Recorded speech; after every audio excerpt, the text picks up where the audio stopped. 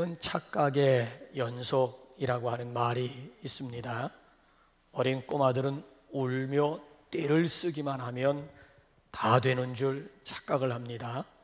엄마들은 자기 자식은 머리는 좋은데 노력하지 않아서 공부 못하는 줄 착각을 합니다. 부모님들은 자식들이 나이가 들면 효도할 줄로 착각을 합니다. 육군 병장은 자기가 세상에서 제일 높은 줄 착각을 합니다. 아가씨들은 지들은 절대 아줌마가 안 되는 줄 착각을 합니다. 아줌마이들은 화장만 하면 다른 사람들 눈에 예뻐 보이는 줄 착각을 합니다. 연애하는 남녀는 결혼만 하기만 하면 깨가 쏟아지는 줄 착각을 합니다. 그런가 하면 아내들은 자기 남편만큼은 회사에서 잘리지 않고 진급하는 줄 착각을 합니다. 그런가 하면 남편들은 살림하는 여자들은 다 집에서 노는 줄 착각을 합니다. 남자들은 못생긴 여자는 꼬시기도 쉬운 줄로 착각을 합니다. 그런가 하면 여자들은 남자들이 같은 방향으로 걸으면 자기에게 관심이 있어 따라오는 줄로 착각을 합니다. 목사들마다 자기가 세상에서 제일 설교 잘하는 줄 착각을 합니다. 그래서 착각은 자유다, 착각은 커트라인이 없다 라고 하는 유행어가 유행한 적이 있습니다. 그런데 여러분들 그거 아십니까? 착각의 결과는 영원한 쪽팔림이라고 하는 거 아십니까? 저기 제주도에 가보시면은 도깨비도로 혹시 가보신 분들 있습니까? 도깨비도로. 도깨비도로가 있어요. 제주도에 가면 도깨비도로가 있는데 실제로는 이렇게 경사가 낮은 내리막김에도 불구하고 영락없이 올라가는 것처럼 보입니다. 그래서 거기 가서 자동차가 시동을 멈추고 중립에다 놓게 되면 차가 서서히 내려가고 있음에도 불구하고 꼭 올라가고 있는 것처럼 느껴지게 됩니다. 깡통을 가져다가 이렇게 도로에다 굴리면 분명히 이 깡통이 굴러 내려감에도 불구하고 그것이 올라가는 것처럼 보입니다. 그러니까 주변 환경 여건 때문에 착각하는, 그래 이른바 착시 현상이라고도 하지요. 여러분, 이런 착각은 얼마든지 그냥 재미로 보아 넘길 수가 있습니다. 그런데 때로는 착각이 큰 문제를 일으키는 경우도 있습니다. 혹시 지금까지 살아오시면서 그런 경험들 해보셨는지요? 어느 건물을 들어간다든지 건물에서 나올 때에 유리가 너무 깨끗해가지고 유리가 없는 줄 알고 문이 열려있는 줄 알고 그대로 달려가다가 꽝 하고 부딪힌 경험들이 있습니까? 두 가지 중에 하나예요. 이마에 혹이 달리면 쪽팔리는 것으로 끝나지만 이마가 터져가지고 피가 흘려가지고 병원에 실려가는 분도 보았습니다. 이야말로 착각이 낳은 비극이라고 할 수가 있겠지요. 자, 우리가 함께 읽은 이 본문 말씀 가운데 보면은 예수님께서 제자들에게 심각한 질문을 하십니다. 너희 믿음이 어디 있느냐? 너희 믿음이 어디 있느냐?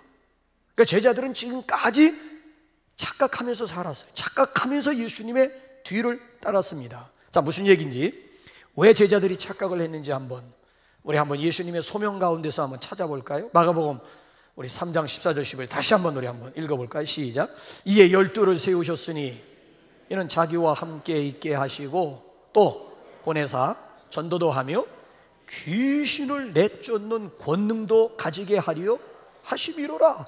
귀신을 내쫓는 권능. 와우, 이거 정말 굉장하지 아니, 예수님의 제자들이 예수님처럼 귀신을 내쫓을 수 있다니요. 더 구체적으로 한번 마태복음 10장 1절로 한번 가보세요. 시작. 예수께서 그의 12 제자를 부르사 더러운 귀신을 쫓아내며 모든 병과 모든 약한 것을 고치는 권능을 주시니라. 더러운 귀신을 쫓아내는 권능. 그래, 이거 굉장한 거 아니겠습니까? 제자들이 막 우쭐.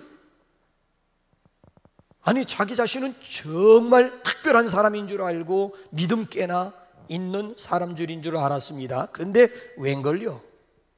오늘 결정적인 순간에 맞닥뜨려 보니까 전혀 속수무책의 사람들이 되었어요. 전혀 믿음 없는 사람들로 나타나고 마는 거예요. 그래서 지금까지 스스로 뭐예요? 스스로 속은 거예요. 스스로 착각하면서 살아온 거예요. 너희 믿음이 어디 있느냐? 너희 믿음이 어디 있느냐? 결정적인 순간에 결정적인 문제 앞에서 믿음의 진가를 보여보라고 하는 요구입니다. 특별히 풍랑 속에서 너희 믿음이 어떤 믿음인지 한번 내놓으라고 하는 주님의 요구사항입니다.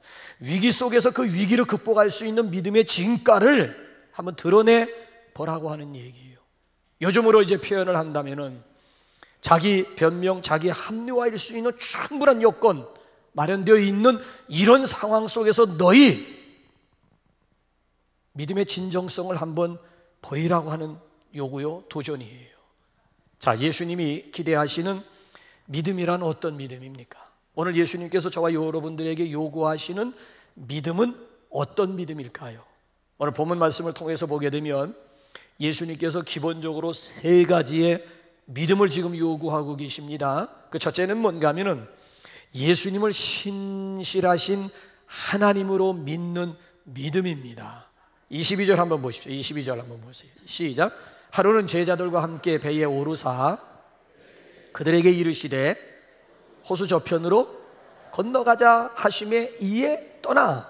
자, 예수께서 제자들에게 호수 저편으로 건너가자고 말씀하셨습니다. 이건 주님의 말씀이고 주님의 약속입니다. 그렇기 때문에 중간에서 폭풍이 일어난다 할지라도 어쨌든 무사히 목적지까지는 도달하게 될 것입니다. 아무리 풍랑이 크게 인다 할지라도 예수님의 약속을 깨뜨릴 수는 없습니다. 풍랑 속에 예수님의 약속은 분명하게 이루어질 것입니다. 왜 그런가 하면은 마태복음 24장 35절 말씀을 보시면은 예수님이 그런 말씀을 하셨어요.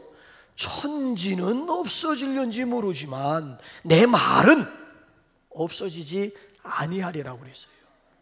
우주 만물 천지는 없어질는지 모르지만 내 말은 없어지지 아니하려고 하셨습니다. 예수님은 신실하신 분이기 때문에 그렇습니다. 이 사실을 제자들이 폭풍을 통과하면서 제자들의 입을 통해서 고백되어지기를 예수님께서 기대하셨습니다. 그래서 혹시나 했는데 결과적으로는 뭐예요? 역시나가 되어버리고 말았습니다. 제자들은 주님의 말씀만 믿고 가면 되는 거예요.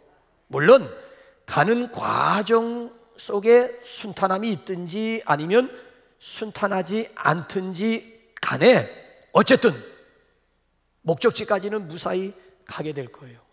내 평생에 가는 길 순탄하여 늘 잔잔한 강 같든지 큰 풍파로 무섭고 어렵든지 분명히 목적지까지는 간다니까요. 과정이 순탄하여 잔잔한 강으로 건너가든지 아니면 큰 풍파로 무섭고 어려운 가운데 호수를 건너가든지 목적지까지는 무사히 가게 될 것입니다. 이런 믿음이 제자들에게 필요했습니다.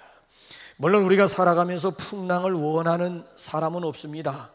누구나 다 순풍에 돛단 듯이 별거 없기만을 바랄 뿐입니다.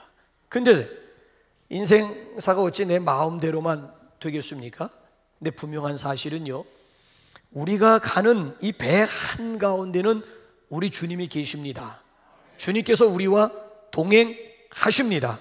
주님이 호수 저편으로 가자고 말씀하셨습니다. 그렇다면 주님의 말씀을 끝까지 신뢰해야 되잖아요. 왜 중간 과정에서 풍랑이 일어난다고 해서 이런 호들갑들을 떨고 있는 것입니까? 평탄할 때 사실은요, 믿음 필요 없습니다. 평탄할 때 무슨 믿음이 필요합니까? 풍랑이 일어날 때 믿음이 필요한 것이고, 풍랑 속에서 내 믿음의 능력, 믿음의 진가를 그때 발휘해야 되는 거. 평탄할 때는 믿음 없어도 된다니까요. 근데 정말 믿음이 필요할 때가 언젠가 하면 인생의 풍랑이 일어나고 인생의 폭풍이 몰아올 때 그동안 내가 가지고 있던 믿음의 능력, 믿음의 실력이 그때 나타나야 되는 것 아니겠습니까? 그런데 제자들을 한번 보세요. 주여, 주여, 우리가 죽겠나이다. 자, 여기 보면은 주여를 2번 부른 것을 봐서 지금 상황이 굉장히 지금 다급한 상황이로구나 라고 하는 것을 알 수 있고, 또 한 가지, 우리 속에는요 12명의 제자들 뿐만 아니라 그 배 안에 타고 있던 예수님까지 여기 지금 포함되어 있습니다. 그러니까 이 제자들의 말은 주님, 이 배에 탄 모든 사람들이 다 죽게 되었습니다, 그런 뜻이에요. 여러분 정말 그럴까요? 그 당시 제자들이 보기에는 영락없이 꼼짝없이 다 죽게 생겼더란 말입니다. 이것이 바로 주님께 책망받을 수밖에 없는 이유였습니다. 우리도 제자들처럼 행동할 때가 많습니다. 입으로는 우리가 주님을 믿는다고 하면서도 정작 위급한 일을 당하면 죽게 되었다고 막 원망하면서 불평하면서 아우성치고 있는 나의 모습 말이에요. 그때야말로 주님을 더욱 신뢰해야 할 그런 시간임에도 불구하고 마치 이런 상황쯤 되면 예수님도 아마 어찌할 수 없을 거야 라고 생각하면서 걱정하고 당황하고 있는 우리 자신들의 모습. 주님이 말씀은 너희 믿음이 어디에 있느냐, 도대체 지금까지 뭘 믿었느냐 라고 하는 이런 도전, 이런 질문이 되는 거예요. 신앙인들의 불신앙이 바로 여기에 있습니다. 믿는다고는 하지만 믿음 따로 삶 따로 완전 따로 국밥 신앙으로 흘러버리고 말았다는 안타까움이에요. 여러분들의 진정한 믿음은 어디에 있습니까? 아무런 어려움이 없는 평안할 때 믿음의 말을 한다라고 하는 것은 그리 어려운 일은 아닙니다. 가령 옆에 있는 분에게 그잖아요, 하나님이 나와 함께 하시기 때문에 저는 걱정 없어요, 그러니 당신도 하나님 믿으세요. 그러니까 평탄할 때, 평안할 때 믿음의 말을 하는 것은 누구나 다 할 수 있어요. 하나님이 나와 함께 하십니다, 나와 동행하십니다, 예수 믿고 복 받으세요, 얼마든지. 근데 이 말은 어려움에 처했을 때 이런 말을 할 수가 있어야 돼요. 어려움에 처했을 때 비록 내가 지금 어려운 가운데 있지만은 하나님이 함께 해주시기 때문에 이 문제를 극복할 수가 있습니다, 이 어려움이 결코 내 믿음을 빼앗아갈 수 없습니다 라고 분명하게 선언할 수가 있어야 된다라고 하는 이야기예요. 분명하게 흔들려서는 안 된다는 거예요. 예수님은 인생의 풍랑을 만난 우리가 우리의 믿음을 드러내기를 예수님께서 지금 기대하고 계십니다. 여러분, 인생의 위기야말로 내 믿음의 진가를 예수님 앞에 보여드릴 수 있는 기회예요, 기회. 평상시에는 충신과 간신을 구분하기란 쉽지가 않습니다. 언제 충신과 간신을 구분할 수가 있을까요? 나라가 위기에 처해 보면, 그렇잖아요, 난국에 처해 보게 되면 비로소 누가 충신이고 누가 간신인가를 쉽게 구분할 수가 있습니다. 평상시에는 알곡과 쭉정이를 구분한다라고 하는 것이 이게 쉬운 일이 아니에요. 근데 알곡과 쭉정이를 어떻게 구분할 수 있는가 하면 바람을 세게 일으켜보게 되면 그 순간에 쭉정이들은 다 날아가 버리고 맙니다. 여러분, 선수의 실력이라고 하는 것은 시합에 나가보면 그 선수의 실력이 어느 정도인가는 시합에 나가보면 알 수가 있는 거예요. 성도들의 믿음이라고 하는 것도요, 평상시엔 모릅니다. 믿음이 있어 보이는 분들이 결정적인 순간에 전혀 믿음 없이 나타날 수도 있고요, 평상시에 믿음 없어 보이는 성도들이 오히려 풍랑의 위기 가운데서 강한 믿음을 드러낼 수도 있고, 그러니까 평상시 성도들의 믿음의 진가는 드러나질 않아요. 그러니까 고난과 위기 가운데 처해 보게 되면 그 사람의 믿음의 수준이 어느 정도인가는 여실히 드러날 수가 있습니다. 여러분, 금메달이라고 하는 것은 연습장에서 훈련장에서 주어지는 게 아니에요. 필드에서 실력을 발휘했을 때 목에 금메달이 주어지는 것이지, 연습장에서 피땀 흘려 연습한다고 해서 금메달 걸어주는 거는 없어요. 필드에 나가가지고, 그죠? 실력을 발휘함으로 인해서 인정받을 때에 목에 금메달이 걸려지는 거예요. 오늘 여기 본문 말씀은 공관복음에 다 나와 있는 말씀이에요. 마태복음, 마가복음, 누가복음을 공관복음이라고 얘기하고 요한복음을 제4복음이라고 얘기를 해요. 공관복음, 오늘 본문 말씀은 공관복음에 다 나와 있다니까요. 오늘 누가복음 본문 8장에 보면 너희 믿음이 어디에 있느냐라고 책망하셨지만, 마태복음 8장에 보게 되면 이 믿음이 적은 자들아 하면서 책망하셨고요. 마가복음 4장 똑같은 내용인데 마가복음 4장 보게 되면 너희가 어찌 믿음이 없느냐, 너희가 어찌 믿음이 없느냐, 아주 예수님께서 안타까워하시면서 제자들을 책망하시는 그런 모습이 마가복음 4장에 나와요. 그런데 특별한 것은요, 마태복음 8장에 보게 되면 제자들의 믿음 없는 이런 모습이 나오는가 하면은, 또 어떤 내용이 나오는가 하면은 로마 백부장의 믿음을 소개하고 있습니다. 이스라엘 중 이만한 믿음을 가진 자를 만나보지 못한, 이스라엘 중에서 이방인 로마 백부장 이만한 믿음, 로마 백부장의 믿음을 가진 사람 아직까지 내가 만나보지 못하였노라 하시면서 로마 백부장을 향해서 내 믿음대로 될지어다. 그래서 결국 로마 백부장이 문제를 가지고 예수님 앞에 나왔다. 그 문제 그 자리에서 해결받고 돌아가는 그런 내용을 마태복음 8장을 통해서 보게 됩니다. 그렇기 때문에 우리 그리스도인들에게 있어서 이 풍랑이라고 하는 것은 우리 각자 믿음의 진위 내지는 그 진가를 예수님 앞에 보여드릴 수 있는 절호의 기회입니다. 그리스도인들에게 있어서 위기야말로 내 믿음의 진가를 인정받을 수 있는 절호의 기회가 됩니다. 그렇기 때문에 우리는 예수님의 약속의 말씀을 믿고 신실하신 주님을 더욱 신뢰할 수 있기를 주님의 이름으로 축원합니다. 그런가 하면 두 번째로 너희 믿음이 어디에 있느냐. 자, 예수님께서 기대하시는 믿음은 예수님을 평안의 근원으로 믿는 믿음입니다. 자, 오늘 본문 말씀을 보게 되면은 아주 너무 대조적인 그런 말씀을 발견하게 되지요. 자, 어떤 모습과 어떤 모습이 서로 대조를 이루고 있는지 한번 24절 한번 상반절까지 읽어보실까요? 시작.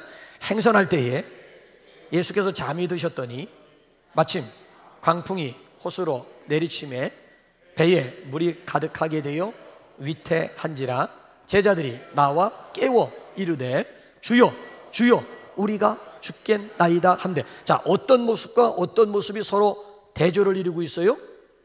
풍랑과 지금 사투를 벌이고 있는 제자들의 모습이 나오는가 하면 그 옆에서 고온히 주무시고 계시는 예수님의 모습이에요. 한쪽에서는 막 두려워가지고 막 아우성치는 그런 제자들의 모습이 소개가 되고 있는가 하면은 아주 평안히 깊이 잠들어 계시는 예수님의 모습이 여기 지금 소개가 되고 있어요. 그러면서 제자들이 그 상황 속에서 깨달은 사실이 뭔 줄 아십니까? 진정한 평안이 어디 있는가? 아, 예수님 안에 진정한 평안이 있구나. 그러니까 이런 풍랑이 있는 이런 위급한 상황 속에서 서로 대조되는 모습을 통해 가지고 제자 스스로 느끼고 스스로 생각하는 것이 뭔가 하면 이 세상에 진정한 평안이 어디 있느냐? 예수님 안에 진정한 평안이 있구나. 그러니까 이 풍랑 사건을 통해서 제자들은 일전에 예수님께서 하신 말씀이 기억이 났을 거예요. 자, 일전에 예수님께서 제자들에게 무슨 말씀을 하셨는가 하면은 우리 한번 요한복음 14장 27절 한번 보실래요? 뭐라고 말씀하셨는지 보세요. 시작. 평안을 너희에게 끼치노니 곧 나의 평안을 너희에게 주노라. 내가 너희에게 주는 것은 세상이 주는 것과 같이 아니하니라. 너희는 마음에 근심하지도 말고 두려워하지도 말라. 자, 예수님의 평안과 세상이 주는 평안이 다르다는 거예요. 세상이 가져다주는 평안은 어떤 평안일까요? 환경이라든지 여러 가지 조건이 우리에게 평안을 가져다 주는 것 같지만은 결국은 그 환경과 그 조건이 다시 빼앗아 갑니다. 그러니까 환경에 따라서 평안한 삶을 살기도 하고 괴로운 삶을 살기, 그러니까 주었다 빼. 그러니까 세상이 주는 평안이라고 하는 것은 그렇다니까요. 그런데 예수님께서 주시는 평안은 세상과 같지 아니한 평안이에요. 풍랑 속에서도 누릴 수 있는 평안, 풍랑 속에서도 곤히 주무실 수 있는 절대적인 평안, 이게 바로 예수. 환경에 따라서 내 마음이 편해졌다라고 하는 얘기, 환경은 상관없어. 잔잔한 물 위로, 그렇잖아요? 그냥 배가 가든지 아니면 풍랑이 이는 그런 상황 속에 배가 통과하든지 그 전혀 영향받지 않아요. 그냥 풍랑이 일던 얼던 누릴 수 있는 이 절대적인 평안, 예수님이 주시는 평안인 줄로 믿습니다. 여러분, 사람이요 심한 스트레스를 받는다든지 아니면 아주 염려, 근심에 눌려 있으면 찾아오는 첫 번째 현상이 뭐예요? 불면증이에요.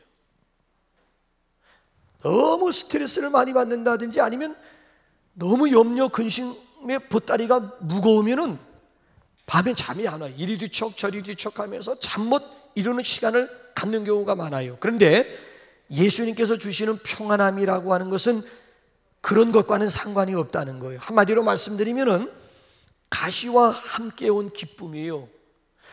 사도 바울이 지금 육체의 가시를 제거해 달라고 3번씩이나 기도했는데 하나님께서 내 은혜가 내게 족하다. 그 2번 다시 그런 기도하지 말라는 거예요. 자, 가시가 없어서 사도 바울이 기뻐했다라고 하는 얘기가 아니에요. 여전히 육체를 찌르는 가시가 있음에도 불구하고 누릴 수 있는 기쁨, 이걸 절대적인 예수님이 주시는 기쁨이라고 하는 거예요. 그래서 빌립보서의 주제가 기쁨이라니까 옥중에서, 로마 옥중에서 빌립보 교인들을 향해서 편지를 쓰는데 주제가 기쁨이야. 항상 기뻐하라. 내가 다시 말하노니 기뻐하라. 나와 함께 기뻐하라. 가시와 함께 온 기쁨, 가시와 함께 온 평안함이었다라고 하는 그런 말씀이에요. 자, 베드로를 여러분 한번 보세요. 복음 전한다는 이유 하나만으로 감옥에 갇혔어요. 이제 내일 아침에는 동료 야고보 사도 모양 목이 달아날 판국이 이미 사형 날짜가 정해져서 내일 아침에는 며칠 전에 죽었던 야고보 짝 낙이 되어져 있는 거예요. 자, 불과 몇 시간만 지나면은 단두대의 이슬로 사라질 운명이에요. 자, 그 전날 밤에 베드로가 뭘 했는지 본문 말씀과 한번 비교 한번 해보세요. 자, 사도행전 12장 한번 보세요. 시작. 헤롯이 잡아내려고 하는 그 전날 밤에 베드로가 두 군인 틈에서 두 쇠사슬에 매여 누워 자는데 파수꾼들이 문 밖에서 옥을 지키더니 호련히 주의 사자가 나타나매 옥중에 광채가 빛나며 또 베드로의 옆구리를 쳐 깨워 이르되 급히 일어나라 하니 쇠사슬이 그 손에서 벗어. 자, 전날 밤에 베드로가 지금 뭘 하고 있어요? 잠자고 있는 거. 어느 정도로? 천사가 와가지고 베드로야 일어나 이럴 정도가 아니라 옆구리, 잠자고 있는 베드로의 옆구리를 치면서 깨웠다는 거예요. 아니, 어느 정도 깊이 골아 떨어졌으면 천사의 음성을 듣고 일어나질 못하고 옆구리를 쳐서 깨워 일으켜야 했네.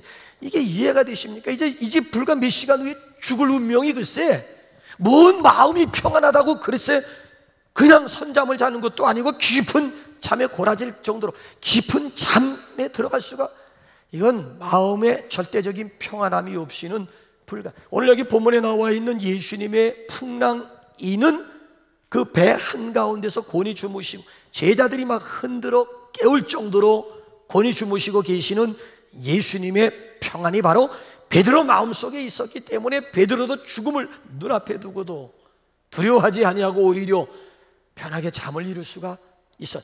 이런 예수님의 평안을 누리면서 살아갈 수 있기를 주님의 이름으로 축원합니다. 예수님은 평안의 근원이십니다.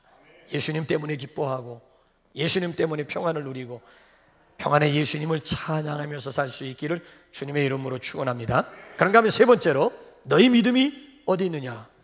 예수님을 창조의 하나님으로 믿는 믿음입니다. 우리 끝으로 24절 하반절에서 25절 한번 읽어보실까요? 시작. 예수께서 잠을 깨사 바람과 물결을 꾸짖으시니 이에 그쳐 잔잔하여 지더라. 제자들에게 이르시되 너희 믿음이 어디 있느냐 하시니 그들이 두려워하고 놀랍게 여겨 서로 말하되 그가 누구이기에 바람과 물을 명함에 순종하는가 하더라. 그가 누구이기에, 예수님이 누구이기에 바람과 바다, 바람과 물을 명령함에 순종하는가? 그가 누구이기에? 제자들은 예수님이 누구인가를 몰랐다는 얘기예요. 예수님을 안다고 생각했는데 결정적인 순간에 가서 보니까 정작 예수님이 누구신가를 몰라요. 여러분들은 예수님을 어떤 분으로 믿고 고백하십니까? 여러분들이 믿는 예수님은 어떤 예수님이요? 어떤 예수님으로 고백하고 계십니까?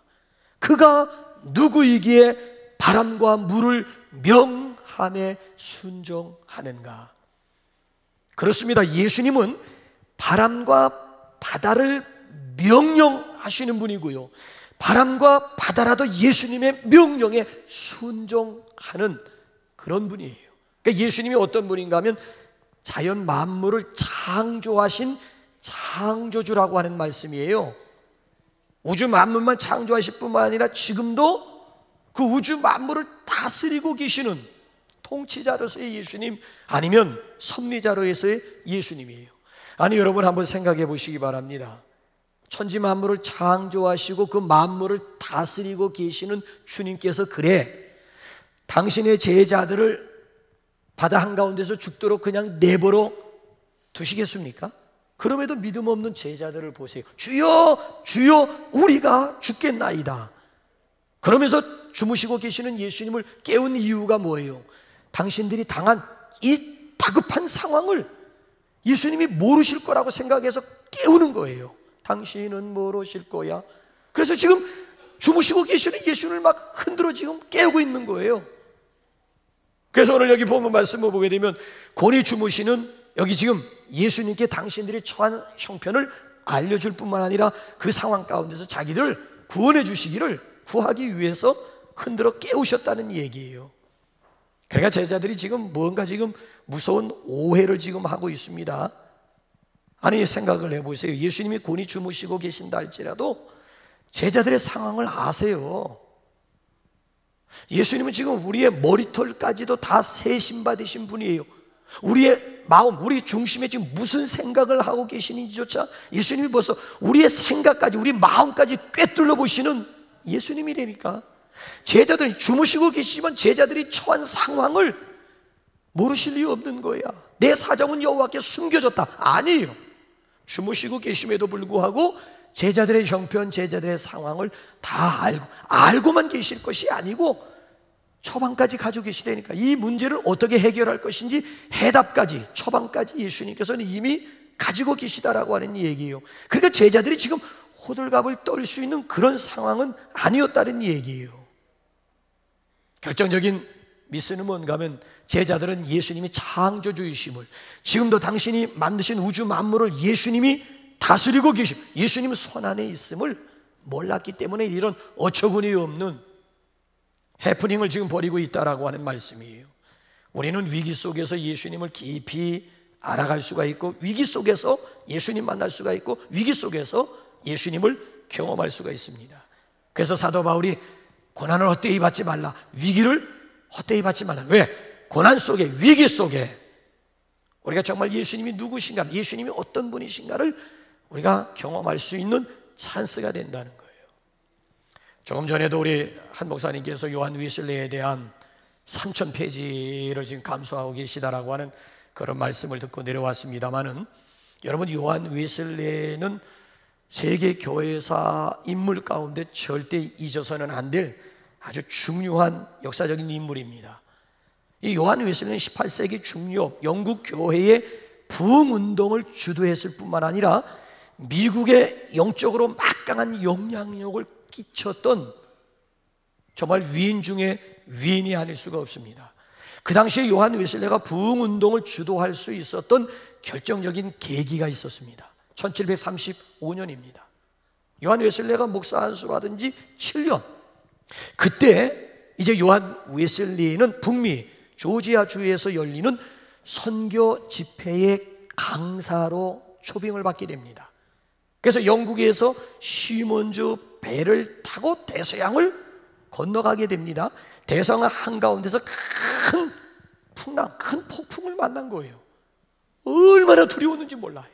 얼굴이 막 사색이 되어가지고, 아니, 선교 집회에 참여하기도 전에 여기서 수장당하는 거 아닌가, 여기서 이대로 죽는 건 아닌가, 너무 겁이 났어요. 아니, 그런 와중 속에 배 한가운데서 찬송 소리가 들리는 것이죠. 아니, 이게 웬일이야? 그래가지고 찬송 소리 나는 곳으로 가보았더니만 독일의 모라비안 형제들이 모여가지고 그 와중에 하나님 앞에 찬송을 부르고 있는 거예요. 너무 대조적인 거야. 얼굴이 사색이 되어져 있는 자기 자신의 모습과, 그렇잖아요? 얼굴에 평안 가운데 찬송을 부르고 있는 모라비안 형제들과 너무 충격을 먹어, 도전을 받은 거지. 아니, 내가 믿는 하나님과 저들이 믿는 하나님이 다르단 말인가? 내가 믿는 하나님 따로 있고 저들이 믿는 하나님이 따로 있단 말인가? 여기서 엄청난 충격을 먹게 됩니다. 그런 상태에서 북미 조지아주 선교 대회에 가지고 집회를 인도했는데 결과가 어찌 되었을 것 같습니까? 완전 실패였다고 그래요. 그래서 그 당시의 훗날 이 요한 웨슬레가 그의 일기장 가운데서 뭐라고 기록을 했는가 하면은, 나는 인디언을 회심시키려 미국에 갔다. 그러나 내가 회심해야 될 존재임을 깨달았다. 나의 믿음은 화창한 여름날의 신앙 같았다.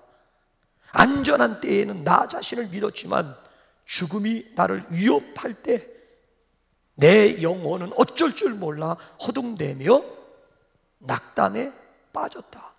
인디언들을 회심시키기 위해서 미국 조지아주 연합집회에 갔는데 오히려 회심해야 될 존재는 바로 내 자신임을 깨닫게 되었다라고 하는 얘기예요. 보십시오. 폭풍 속에서 자신의 믿음의 수준이 얼마나 형편이 없는가를 발견하게 된 거예요. 그 순간부터 하나님 앞에 몸부림치기 시작하고 그 순간부터 하나님 앞에 엎드리기 시작을 합니다. 자, 그러던 어느 날 저녁 올더스케이트 거리에 있는 작은 모임에 갔는데 어떤 사람이 거기서 루터가 쓴 로마서 서문을 읽고 있었습니다.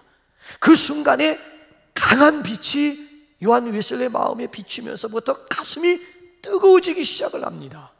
아마 마음속으로 외쳤을 거예요. 유레카, 유레카. 나는 찾았다, 나는 발견했다.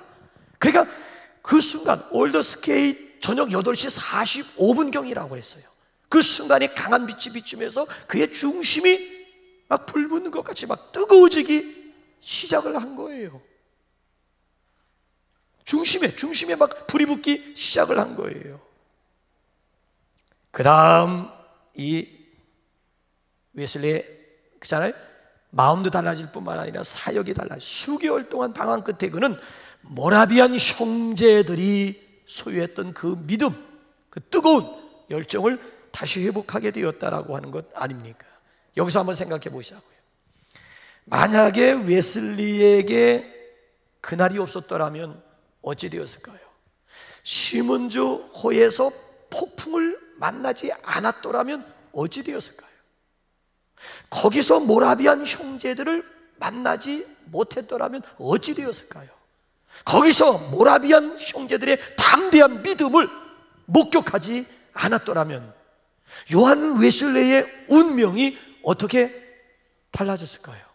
어떤 존재로 남아있는 삶, 남아있는 사역을 감당할 수가 있었을까요? 폭풍이 그의 믿음을 시험했고요, 결국 폭풍으로 인해서 더욱 믿음의 사람으로 견고하게 세워지게 되었다라고 하는 것. 이런 의미에서 요한 웨슬리에게 있어서 폭풍이라고 하는 것은 이건 정말 큰 축복이 아닐 수가 없는 거예요. 여러분들의 폭풍은 뭡니까? 여러분들 개인이나 가정적으로 여러분 인생의 풍랑이 무엇입니까? 여러분의 믿음의 진위나 진가를 드러낼 수 있는 기회입니다. 여러분들의 믿음이 이런 풍랑을 통해서 한 단계 업그레이드 할 수 있는 기회입니다. 기회.